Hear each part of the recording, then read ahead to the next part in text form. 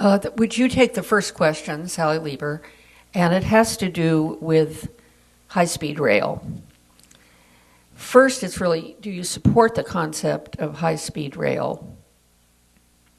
And if so, do you have a preference on the route? And what would you do to reduce the impact of high-speed rail on the peninsula if we should get it?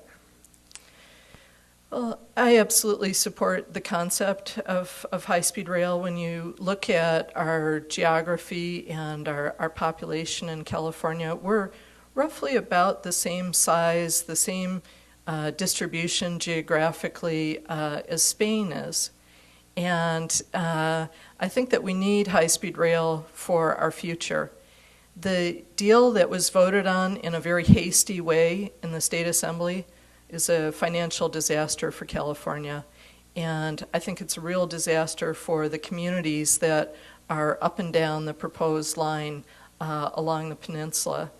There's absolutely nothing in the legislation that was passed that compels a future legislature to stay within the Caltrain right-of-way.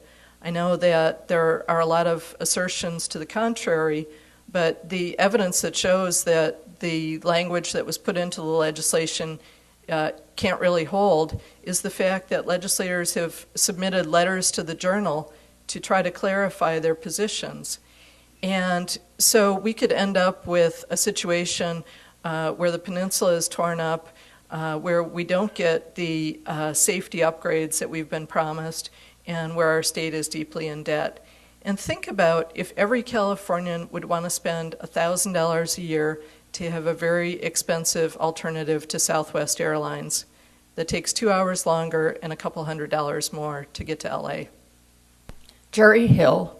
Thank you. The question of high-speed rail, I sat as a member of the Regional Airport Planning Commission when I was a county supervisor. In that role, we looked at alternatives to air traffic because we're not building more runways, we're not building more airports in the Bay Area. And the FAA spent money, $700,000 for a study, because they knew that we have to find an alternative. And high-speed rail can be and is the most logical alternative to air travel to Southern California. The route that has been designated coming up through the Central Valley and coming across and coming up the peninsula is the most workable. But where the misunderstanding is people think that the legislature voted $68 billion for a high-speed rail system in June.